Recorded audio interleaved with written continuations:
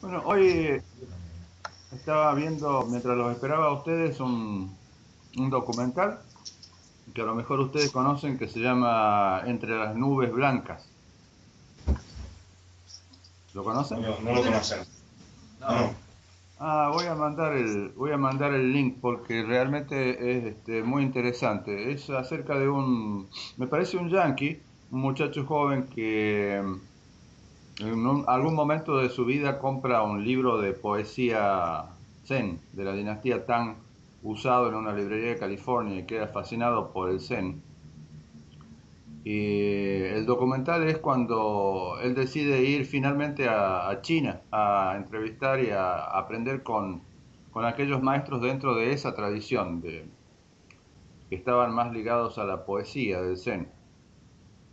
Eh, Más bien locos, ermitaños, fuera de las instituciones.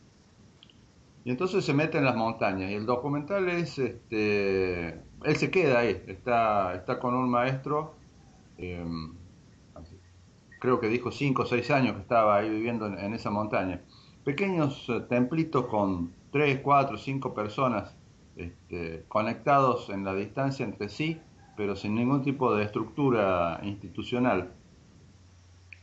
Y es muy interesante porque van entrevistando a diferentes maestros de diferentes líneas. Y hay uno que me hace acordar a mi primer maestro chino cuando estaba viejo, realmente.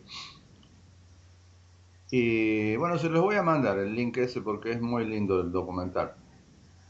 Pero mientras lo estaba viendo, estaba reflexionando sobre dos cosas. Una de ellas, lo simple de la vida que esta gente lleva. O sea, cultivaban su pequeña huerta, intercambiaban entre ellos, por ahí caminaban 2 días para ir a visitar a su vecino, con un pequeño grupo. La gente del pueblo por ahí cuando venía traía algunos comestibles o regalos. Una vida muy simple, este, dedicada plenamente a lo que era la práctica. O sea, sin demasiada estructura, sin templos grandes, pero era dedicada a la práctica. Y ese era un punto de reflexión mío, cuán diferente es nuestra vida laica del siglo XXI acá en la lucha urbana de subsistencia, de familia, de todo lo demás. Cuán difícil es establecer esos ritmos simples de práctica. Mientras estaba reflexionando sobre eso, no lo hacía desde el punto de decir, bueno, sí, quiero irme a una montaña a practicar porque allí es lo mejor. Sino que lo hacía desde el punto de vista de ver cómo puedo gestar una situación similar, básica, de apoyo, simple en lo cotidiano para que la práctica se pueda asentar, que creo que es, al menos yo lo siento en mí, la única opción. O sea, no puedo ni quiero dejar este ámbito de trabajo, familia y todo lo demás, por eso he elegido la práctica laica. Ahora, al hacerlo, a su vez, tengo que hacer algunos arreglos en mi cotidiano y en mi entorno para que esa práctica pueda ser apoyada y no sea simplemente una astilla en nuestro cotidiano, que nos esforzamos por encontrarle un espacio dentro de la vorágine del día, porque si es así no funciona, siempre la vorágine de lo cotidiano se va a imponer y entonces la práctica no va a poder radiar hacia lo cotidiano, que es básicamente el campo, el dojo que decimos en nuestra práctica real, nuestra vida cotidiana o el Genjo Koan, un Koan de lo cotidiano como le llamaba mi maestro Maezumi. Ese era uno de los puntos de reflexión ayer a la noche cuando lo vi y hoy a la mañana cuando lo puse de nuevo en este documental. El otro punto que veía era que fácilmente podía reconocer en lo que esta gente planteaba, eh, no lo sentía ajeno, sentía, bueno, son hermanos, están ahí, son hermanos. Posiblemente si nos juntáramos estaríamos tomando mate y no hablaríamos nada de Zen. que es lo que básicamente pasa. Esta gente estaba muy ocupada en su cotidiano y si no fuera por el entrevistador que preguntaba y preguntaba del Buda, del Dharma, de los sutras, de la vida pasada y todo lo demás, algunos de ellos estaban como molestos frente a todo eso, porque estaban realmente ocupados en cosas muy físicas, lavar un cuenco, plantar una semilla. Hay un momento en el que uno de ellos está plantando la semilla y el entrevistador está haciéndole preguntas elevadísimas sobre el Dharma y este hombre pone una semilla y lo mira y le dice, hay que darles espacio, tienen que tener espacio entre sí porque si no, no crecen. Yo sé de esto. Yo sentía que ese hombre estaba dando Dokusan y el otro no se daba cuenta que estaba teniendo Dokusan. El punto ahí creo que me llamó la atención es el grado de lo que a veces llamo fisicalidad de la práctica, entendiendo por ello que nuestro camino Zen es un 90% físico, material, del cuerpo, de la actitud, del sentarse, del caminar, del moverse. Y eso era realmente evidente en la conducta de esta gente que estaba siendo entrevistada ahí. Sus características de estar habitando su cuerpo y su ambiente físico. Esos tres elementos creo que son interesantes. El poder valorar nuestro cotidiano como laicos, sabiendo a su vez que necesitamos ir gestando y posiblemente momento a momento gestar esa condición favorable de práctica a la que llamamos el dojo, el sitio de práctica. Dojo básicamente quiere decir el sitio del Tao o del práctica del Tao. El otro es el reconocimiento de corazón a corazón, dice la tradición, Ishin Denshinen en Japón, que viene básicamente cuando hemos caminado un poco este camino y hemos podido ver lo que los ancestros y los antiguos planteaban, y es por eso que Momón en el prefacio del libro de La barrera sin puerta, el Momonkan, dice, caminarás mano a mano con todos los ancestros antiguos y los pelos de tus cejas entrelazados con los de ellos. Ahí creo que Mumon está planteando ese grado de reconocimiento de identidad, de hermandad, que es lo que hace a una tradición. O sea, aquello que yo estoy viviendo no me es necesariamente único ni propio, sino que hay un montón de gente a través de tiempos y culturas que han estado embarcados en esta práctica y en esta realización. Y el otro punto es la cosa física del Zen. Generalmente cuando se habla de práctica espiritual, el énfasis está puesto en algo uh, más allá de lo mundano, que nos trasciende, que el cuerpo como una barrera, como un obstáculo. El Zen está planteando lo opuesto. El Zen está planteando la práctica justo aquí, no vamos a trascender nada, vamos a volvernos completamente uno con esto y eso se refiere a nuestro cuerpo. Y en nuestro cuerpo, obviamente, habitando toda nuestra emocionalidad, conciencia y todo lo que quisiéramos llamar, pero habita acá. Esa es nuestra práctica física. Eso les quería comentar, no tiene mucho que ver con el tema que preguntaba Daniel de Dokusan, pero si lo colocamos al término Dokusan, de un modo que no quede encasillado simplemente en la relación entre un así llamado estudiante y un así llamado guía, sino ampliamos eso, lo expandimos, hacemos explotar la palabra Dokusan. Y entonces la palabra Dokusan implica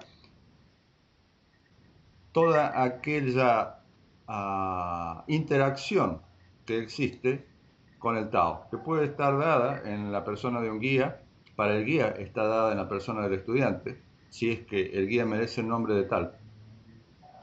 Y a su vez el canto de ese gallo que está en el vecino y el sonido de mi perra mordiendo un hueso en el jardín y el diálogo que estamos teniendo, todo ello también es Dokusan. La esencia de Dokusan es, creo yo, una característica no conceptual de la cosa.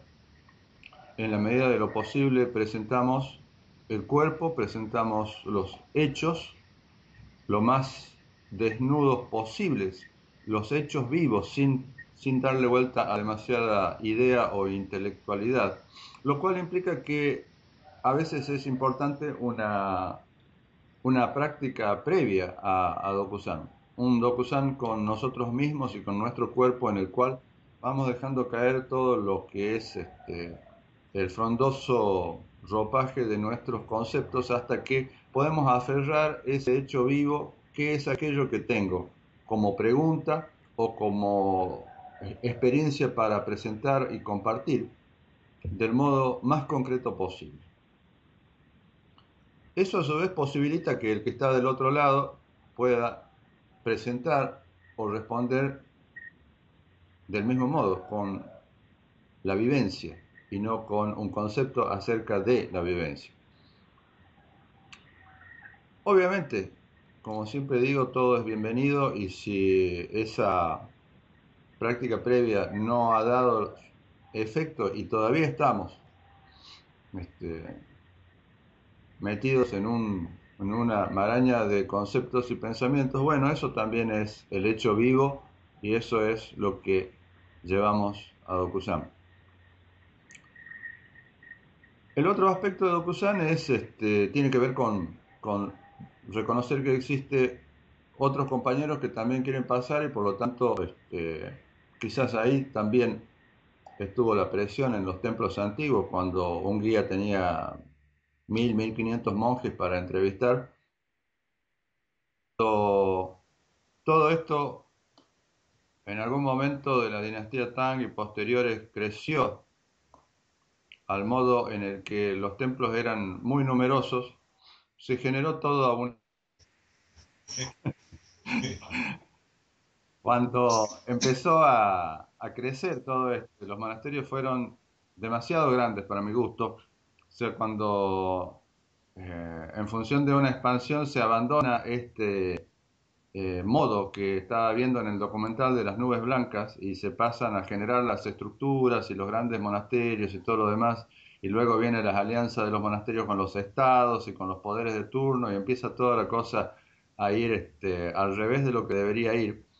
Cuando crecen realmente los monasterios y los maestros tenían 1500 monjes, no necesariamente discípulos cercanos, pero estaban allí por entrenamiento, se desarrolla toda una forma coreográfica en el Zen que implica señales, campanas y eh, maderas golpeándose, anuncios y todo lo demás que estaban solamente y únicamente diseñados a dos puntos, a que la persona que va a ir a Dokusan vaya sintiendo que va a una entrevista de práctica y no es simplemente una conversación, sino que es una entrevista de práctica. Algunos maestros antiguos y textos antiguos usan herramientas de tipo marcial para definir a Dokusan, que que yo no soporto mucho si no la vemos dentro del concepto marcial de las artes marciales internas, como el aikido, por ejemplo, en el cual no hay una derrota, sino más bien un juego de energías y de fuerzas. Todo ese ceremonial está diseñado a que la persona sea plenamente consciente que está en una situación de práctica extraordinaria. No está en el jardín plantando, no está trabajando, no está con sus hijos o su pareja, está en una situación de práctica. Ese es el sentido de la coreografía de Dokusan que varía de acuerdo a diferentes escuelas, pero básicamente tiene que ver este evento al que llamamos Dokusan con el aspecto de presentar el hecho vivo de allá donde estoy, qué soy en este momento, qué estoy vivenciando, con la menor conceptualización posible. Eso quiere decir que trabajamos con lo posible, no con lo ideal. Y la otra es un estado de apertura, que creo que es importante en ambas puntas del diálogo, en el así llamado estudiante y en el así llamado guía. Un estado de apertura completa, porque cuando entramos en DocuSign, establecemos esa relación no conceptual, íntima, vivencial. En ambas partes debe existir una tremenda apertura para que aquello que está más allá de nosotros mismos, a los cuales llamamos naturaleza esencial o el Tao o naturaleza del despertar, se manifieste. Y allí ocurre entonces el misterio asombroso de que ambos salimos transformados de esa experiencia. Y esa transformación es de esperar se exprese en nuestro cotidiano generando un mundo mejor. Eso es lo que plantearía para clarificar algunos puntos sobre DocuSign. Eiken Rossi tenía en su etapa de no institucional, por así decirlo, siento sus huesos enojados moverse en la urna crematoria cuando digo esto, pero no importa, no será la primera vez. Eh, con Tash hablábamos, siendo un habitante de esa época también, Takashi, hablábamos de estos temas y él planteaba de que existía en la Sangha Diamante lo que él le llama la etapa de Kokoan. Kokoan era el centro madre de la Sangha Diamante en el Valle de Manoa, que era simplemente una casa de 3 dormitorios con 2 baños y la piecita de Dokusan en la que hacíamos sesiones grandes como de 40 personas, con 2 baños viviendo 7 días en pleno verano caluroso y agobiante de Hawái, pleno de mosquitos. Y había un espíritu allí, había un espíritu marginal, había un espíritu de libertad, había un espíritu de compromiso social, previo al gran sueño del gran templo en el proceso de Eiken Roshi convirtiéndose en el patriarca Zen de Occidente. Ahí cambian un montón de cosas cuando abandonamos Kokoan para ir a un templo más grande que finalmente demandó la venta de Kokoan y de otros 2 centros para poder pagar la construcción del gran templo en el cual se sienta la misma cantidad de gente que se sentaba en Kokoan, a mi entender, sin el espíritu que teníamos antes. En esa época, Eiken Roshi tenía algunas cosas muy frescas y muy lindas. Parte de la coreografía del Zen son los así llamados zanpais, que son las inclinaciones hasta el suelo. Y obviamente cuando decimos toda esta ceremonial que tenemos lleva a que la persona comprenda que está en una situación extraordinaria o de práctica, a veces, como decimos acá en Argentina, nos pasamos de mambo, o sea, vamos para el opuesto de la cuestión. Y entonces ya estamos tan en situación de práctica que nos salimos de nosotros mismos y entonces entra toda esa cosa de solemnidad tremenda y somos más japoneses que Dogen. Entonces hay que hacer algunas cosas para mostrar eso. Una de ellas es que ponía en el zafu de él, por ejemplo, a veces ponía un zapallo o un pimiento y la persona no se daba cuenta que había hecho la inclinación, él estaba parado al costado, al lado de algún mueble escondido, y la persona no se daba cuenta que había hecho esa suprema reverencial inclinación hasta el suelo frente a un zapallo, y que el maestro no estaba ahí, estaba en otro lado. Otra de las cosas que hacía a veces era cerraba la puerta de Dokusan con llave, sacaba la mano por la ventana y colgaba la llave al costado de la cerradura. Y desde adentro, en posición de zazen, completamente inmóvil y sagrada, se dedicaba a observar los esfuerzos vanos del estudiante por abrir la puerta, sin darse cuenta que la llave estaba allí. Esa frescura creo que también es necesaria en la práctica del Zen. Suelo decir, en el camino del Zen hay 2 opciones, la risa o el suicidio. Y yo prefiero elegir la risa. Así que nos queda solamente la opción de la risa. Ese es un elemento importante en el Zen, o el poder transitar este camino con liviandad, sin demasiada autoimportancia, sin temor al ridículo o al fracaso, porque no hay tal ego-entidad viviendo acá, o sea, qué es lo que puede fracasar o qué es lo que puede quedar en ridículo. Y así livianamente jugamos en nuestro encuentro, en nuestra práctica, con nosotros mismos, con el guía, con nuestros compañeros. Pero jugamos como un niño, con total seriedad, total, absoluta seriedad hasta los huesos. Así juegan los niños. Y de eso se trata. ¿Hay alguna pregunta? Yo, por Yo acá. sí, bueno. Lo que pasa es que a mí me interesó mucho el tema que iniciaste, con el que iniciaste, que tiene que ver con la manera en que se entrelaza la práctica y la vida cotidiana. Y en relación a lo que comentaste acerca del documental.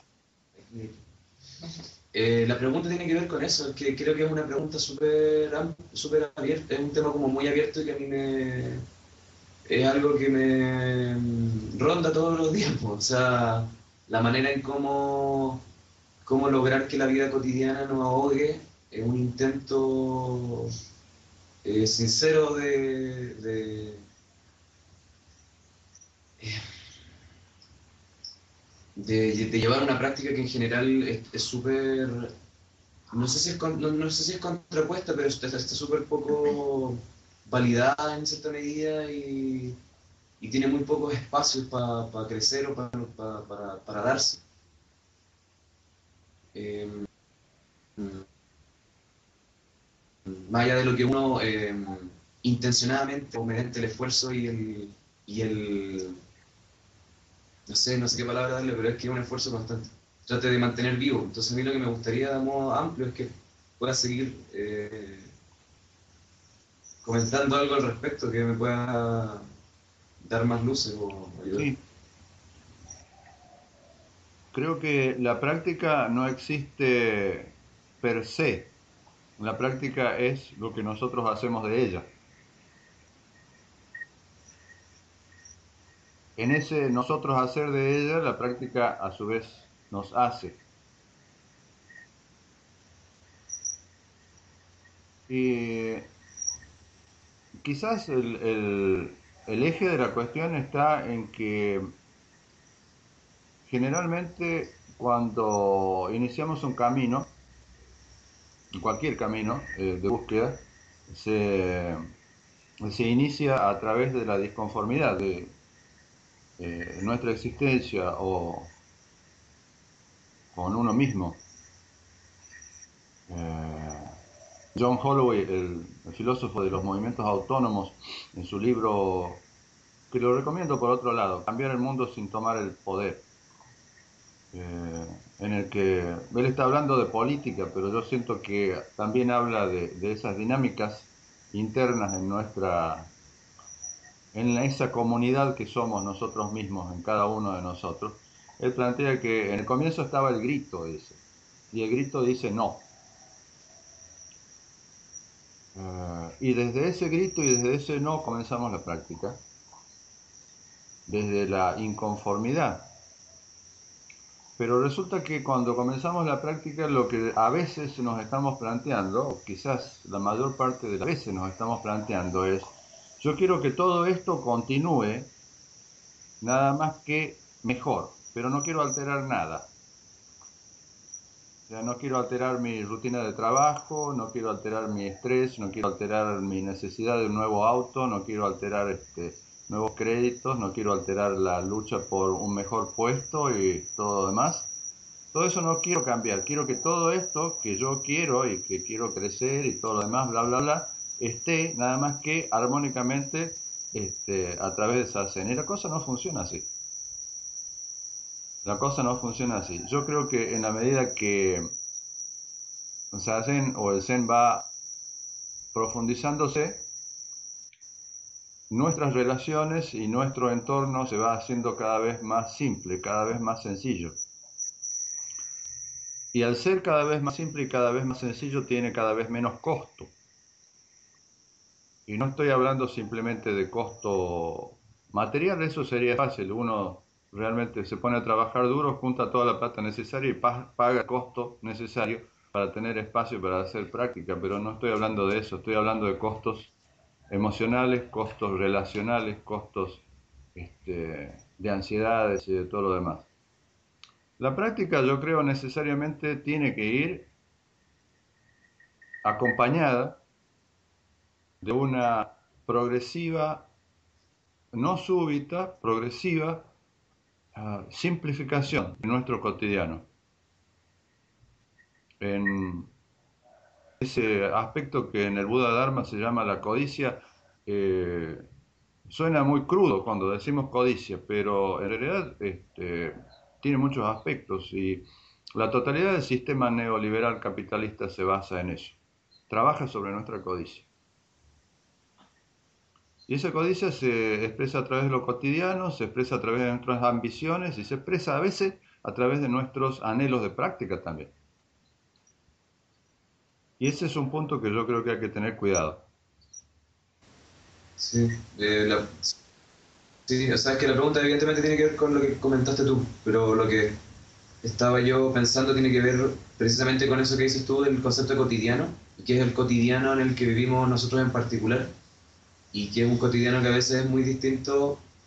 Tú mismo lo dijiste en términos de los documentales, o sea, es muy distinto a las prácticas monásticas, es muy distinto a las prácticas que se llevan en otros hemisferios. Eh, y, y eso nomás, o sea, es la pregunta por cómo ir encajando las cosas a medida que van Yo creo que apareciendo un poco de así. la respuesta está dada Y en eso. la pregunta ¿por qué el Zen ha sido siempre tan atractivo a las artes marciales y específicamente al clan samurái? Yo creo que fue atractivo porque da la posibilidad de una práctica, de un aprendizaje, de un desarrollo personal, de una comprensión existencial, ontológica de qué somos cada uno de nosotros, qué es vida, qué es muerte, cuál es la relación correcta con todo eso, en el centro mismo del conflicto, en la situación de combate. Si vemos nuestro cotidiano y lo relaciono con la vida de un samurái en la Edad Media japonesa, nosotros estamos en las nubes blancas.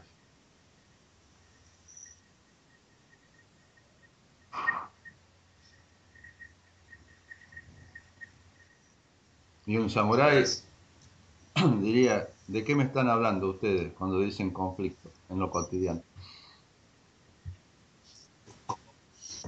No, pero con No, una espada. No, pero se agradece bastante. pero a ver, yo tengo una pregunta que hacer, doctor.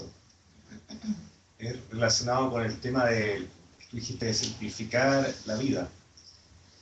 Y es que a mí me da la impresión que de repente la vida se hace compleja, un poco por hay requerimientos a los que uno tiene que responder. Y es como es como que uno tiene que maniobrar entre esos requerimientos, responsabilidades, etc. Y, y esta necesidad interior de practicar. Entonces, eh, pero también tiene que ver con renuncias a ciertas complicaciones que uno le agrega de la, digamos, de la renuncia un poco, que está a complicar con la existencia y tú hablaste de simplificar la vida, pero simplificar también implica estar muy lúcido para ir renunciando y no enredarse en, eh, en cosas, ideas, proyectos, etcétera, que pueden ser muy interesantes, pero son muy consumidores de energía y muy desgastantes y un poco interfieren en la práctica porque generan una especie de ansiedad o tensión permanente que se instala y en esas condiciones es difícil instalar la práctica, o quizás no imposible, pero pide mucha energía para poder manejar todo eso. Entonces, y yo creo que es una situación muy corriente en la vida cotidiana y de todo en general, prácticamente todo. Esa es mi pregunta, sobre el tema de la renuncia y un poco irse desenredando esas cosas.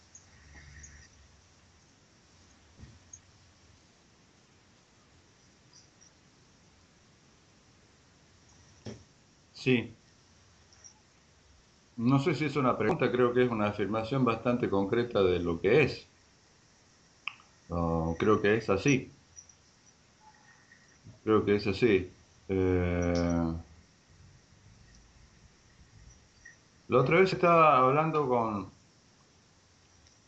el grupo de acá de Córdoba, y estamos en algunos problemas para poder coincidir con horarios y hemos venido este, teniendo ese tipo de dificultades con el programa y con los horarios, y básicamente mi planteo último fue que hasta este momento habíamos trabajado sobre las necesidades del grupo y que a partir de ahora yo quería hacer una propuesta, y la propuesta era o continuidad o cerramos el grupo. Y que en relación a la continuidad yo sentía que la mayor parte de los problemas que estábamos teniendo se deben a una crisis de crecimiento, que un grupo que viene funcionando hace 4 o 5 años necesitaba generar una nueva dinámica, y esa nueva dinámica, según lo siento yo, pasaba por horizontalizar la relación. Y entonces uno de los talleres intensivos va a estar a mi cargo y el otro tenían que hacerse cargo ellos de la parte organizativa y todo lo demás.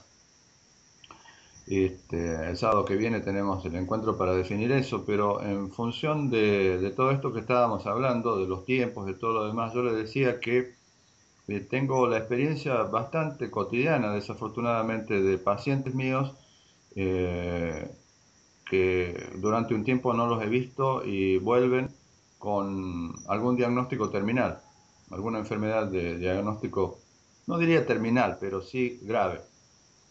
Esa palabra terminal deberíamos dejarla de usar los que trabajamos en salud.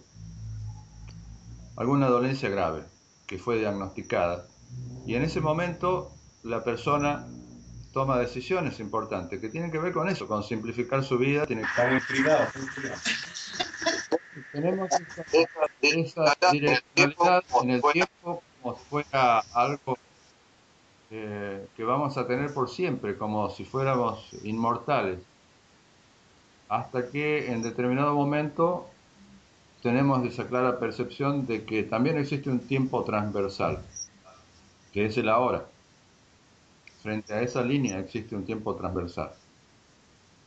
En momentos de intensidad, de conflicto, de intensa alegría o de intenso gozo o peligro, esas dos líneas, la vertical y la otra, se juntan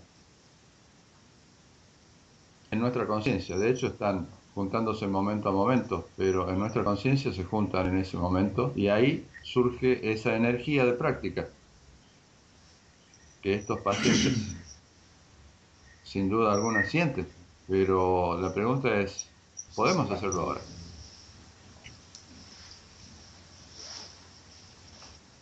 De A ver acuerdo. si no tiene que ver el esfuerzo por simplificar la vida con el hecho de ir desentrañando y después botando una cantidad enorme de identidades que nosotros fabricamos, digamos.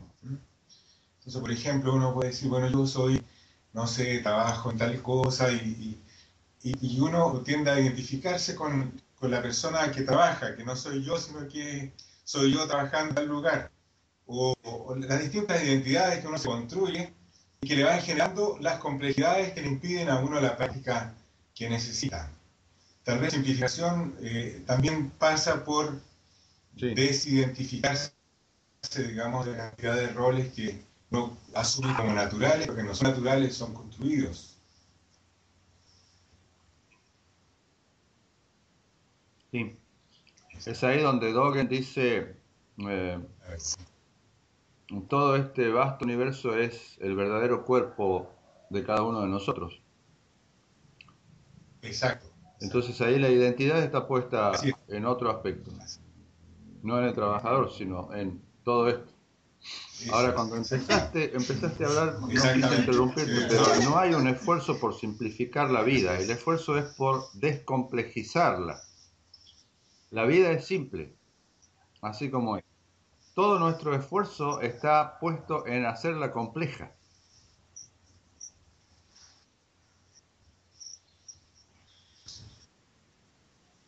Tengo un alumno y un amigo acá que se llama Marcelo, con quien tengo una relación de amistad, de práctica y terapéutica de más de 10 años. Marcelo era un niño en situación de, un chico, no un niño, un chico en situación de calle cuando yo lo conocí. Eh, y tiene lupus, que es una enfermedad autoinmune que puede ser terminal. En este momento está haciendo los trámites para trasplante renal. Y bueno, no está en situación de calle, pero está viviendo en una ocupación de tierras que hizo un movimiento social con el cual él trabaja y tratando de construirse una cabaña allí. Y con todo lo que ello implica, o sea, con Marcelo desapareciendo, Marcelo volviendo a aparecer, Marcelo con sus desesperaciones. Este, la última me tengo que encontrar con él el lunes, hacía 3 talleres que no iba al grupo de práctica Zen y periódicamente decide abandonar el tratamiento y periódicamente vuelve obviamente en peor estado que eso y ahora está en esa situación. El punto es que Marcelo siempre estuvo en el grupo. Marcelo, aun cuando no está, ha generado tanta afinidad con la práctica y con la gente que todos sentimos que está ahí. El modo de sentir es que Marcelo no vino, por ejemplo. Y el cotidiano de Marcelo es muy complicado. El cotidiano de Marcelo es vivir de un subsidio del Estado porque no puede trabajar por su propia condición. Vive en una situación marginal, en una ocupación de tierra, levantando su cabaña, con todos los conflictos que ello implican, violencia, robo y todo lo demás. Y sin embargo mantiene un cierto modo de práctica al punto de haber armado en algún momento un grupo de práctica de Tai Chi y de Qigong en ese contexto, que es bastante difícil, y lo sé por experiencia. Y Marcelo hace muchos años me dijo una frase muy interesante: tener lupus me salvó la vida. Y a mí me llamó mucha atención porque él se hace 3 o 4 veces por semana diálisis, los brazos están prácticamente destrozados, ya no tiene venas, tiene 30 años. Y realmente si no sale el trasplante yo creo que la va a pasar muy mal. Y sin embargo desde ahí y desde su situación Marcelo dice, lupus me salvó la vida. Y después me explica que si él no hubiera tenido lupus, posiblemente hubiera seguido la misma ruta que muchos de sus amigos y compañeros. El delito o la marginalidad, el alcohol, la droga, el robo, lo que sea, y hubiera terminado muerto antes de tiempo, preso o destruido por alguna sustancia. El hecho de tener lupus implica que la vida y la muerte están muy claras, momento a momento. 3 veces por semana, cuando entra a hacerse diálisis, está ese toque fuerte de que esto se puede terminar. Y de algún modo este muchacho ha hecho un reencuadre que creo que es un impulso erótico, porque si decimos Eros es el impulso de vida y Thanatos el impulso de muerte, de acuerdo a nuestros filósofos griegos, esto es un impulso de tipo erótico, una decisión de vida, en la que él reencuadra esto. Dice, el lupus no me está matando, me salva la vida. Obviamente, a su vez, hay que hacer todo lo otro para que el lupus realmente no lo mate, pero ese estado de estar ahí al borde genera una cierta disciplina. En él, he visto otra gente en la que no genera esa disciplina y genera impulsos de autodestrucción, de autocompasión, todo lo demás, que acá no es. Ese es un cotidiano complejo. ¿Se escucha? Ya. Yo he estado practicando el Koan, soy Luz. Por si acaso no se Se nos está pasando el tiempo, ¿eh? Y hablando de qué? Eso, sí. La verdad es que yo no tengo idea si estoy haciéndolo bien o no estoy haciéndolo mal. La verdad es que lo encuentro súper enredado esto de practicar un Koan. Para mí, digamos, ¿eh? Como siempre había practicado así nomás, puro sentarme. Pero, y además Tendría me unos pasa un 15 poco lo que minutos estaban más. hablando delante, Ahí de ya tengo que que llevar a la, o sea, de poder asumir mi practicar cotidiano. en el cotidiano ya se ya es medio complejo. Entonces, y más encima andar en la cabeza con la frasecita del Koan, digamos, todo el día es como una cuestión súper ¿Cómo no? enredada. Entonces, yo la verdad ¿Cómo es no? que no estoy muy clara si estará bien de que aparte de meditar en las mañanas y en las tardes cuando lo hago, digamos, porque no siempre lo hago, estoy bien que yo el día estoy caminando, voy a tribunales, paso por el paseo Sí, huérfano de repente donde fui, y ando pensando en esto, sí, digamos, se estoy escucha tratando como perfecto. de que eso sea como más real, digamos, mi Koan, digamos. Está bien, o sea, que yo esté como tratando de internalizarlo, tratando de, no sé, pues, por último de Hablando acordarme la frase, digamos, en el día. Es que me siento medio perdida practicando de esta cosa, abogados, porque no cacho si estoy bien o no estoy mal. ¿Me parece? sí. La práctica del koan, sobre todo en el estado inicial, hay varios tipos de koan. El que llamamos el koan inicial de apertura se define como koan Hoshin, que quiere decir naturaleza de Buda. Es aquel koan, puede ser mudo, el sonido de una sola mano, varios de ellos que hay, rostro original. Todos ellos apuntan a una vivencia que llamamos despertar a esa verdadera naturaleza. Ese koan requiere un determinado tipo de práctica, implícita generalmente en él mismo, y luego de una vivencia inicial de apertura existen otros tipos de koans que apuntan a la clarificación y ampliación de esa vivencia y en la medida de lo posible a su recreación, reactualización de por vida. No hay una experiencia final, sino que vamos reactualizando esa vivencia. En el caso del Koan Hoshin inicial, creo que la pregunta o la indagación es importante. En los textos antiguos y un poco dramáticamente hablan de los tres pilares del Zen: gran determinación, gran duda o indagación y gran fe. Uh, a mí no me gusta la palabra gran, ¿sí? Me gusta sacarla allí, pero sí es cierto que es importante estar determinado, en el sentido de haber tomado la resolución de ahondar en esto. Fe es otra palabra que me gustaría reencuadrar y para mí es más cercano a certeza. O sea, uno tiene en alguna parte de nuestro corazón y de nuestro cuerpo la certeza de que este camino es bueno para mí y la certeza de que mi potencialidad puede realizar eso que se está hablando allá.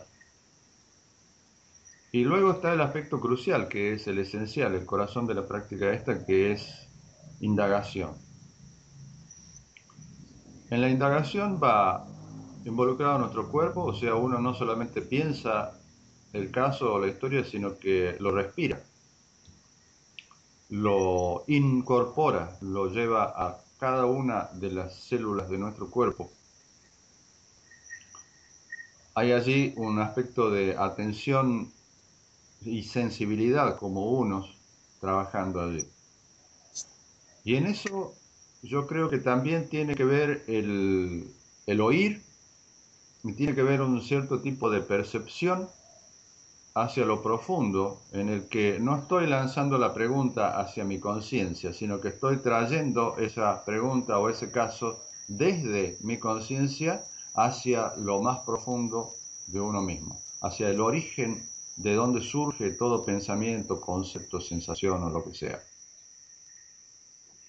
Decimos, por un lado, que ese origen no tiene sitio definitivo en donde no es un sitio físico, pero a su vez lo más cercano es nuestro bajo vientre y ese punto específico al que llamamos Tanden o Tantien en la tradición china, que es un punto que por definición, como todo punto, no tiene localización física, no tiene dimensión, pero en la medida en que nuestro oír y nuestro ver como percepción y nuestra atención envían el koan, la pregunta, la indagación, hacia ese punto intangible, sin dimensión, que podemos decir provisionalmente está situado en nuestro vientre, allí se intensifica esa práctica. Esta pregunta tiene varios aspectos y en primer lugar sí tiene una historia. Decimos, bueno, ¿qué es Mu? O Mu como una frase, o rostro original, o sonido de una sola mano, o cualquiera sea el koan que estamos trabajando. Pero eso se va volviendo cada vez más sutil al punto en el que vamos dejando caer las palabras. Y si estuve trabajando con qué es Mu, generalmente estoy anclado en Mu básicamente porque ya dejé caer todo lo otro y a lo mejor es simplemente un sonido y luego eso también desaparece y queda solo ese estado de indagación plena, de atención y sensibilidad en el cual estamos yendo hacia el origen de aquello que llamamos conciencia. Esa es la práctica koan. A veces en lo cotidiano uno puede encontrar más útil recurrir a la práctica de shikantaza o atención plena. Todo eso concurren de vez en en cuando nosotros de manera hacemos surgir el permanente, como una corriente. Intensamente, con la totalidad de nosotros ¿Cuánto mismos. realmente se pueden Por un segundo, por una respiración. Esas aguas. Solo por una respiración. Y luego no se preocupen por la continuidad. Pasa a través de ella. Retomamos shikantaza en nuestras actividades cotidianas hasta que nuevamente siento el toque de la práctica koan y respiro una vez ese koan, con la totalidad de uno mismo, con la totalidad de la indagación puesta allí. Y luego no se preocupen por la continuidad, retomo a shikantaza de nuevo. Eso creo, Luz, que puede ser lo que te está pasando.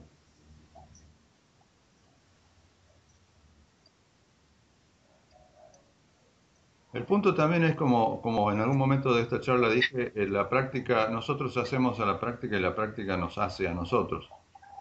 Entonces hay un punto en el que nosotros ya hemos afilado la práctica y la hemos lanzado, por así decirlo, en funcionamiento. Y ese es el momento en el que es necesaria una apertura hacia la práctica, para que la práctica comience a actuar sobre mí. Y no yo simplemente tratando de mantenerla firme. Y ahí es cuando nos encontramos que sí, que es así, que Sazen está funcionando y Sazen nos toca el hombro, por así decirlo, en algunos momentos del día o de la noche y se establece. Gracias, Gracias. Estaremos conectándonos a gusto de nuevo para seguir conversando.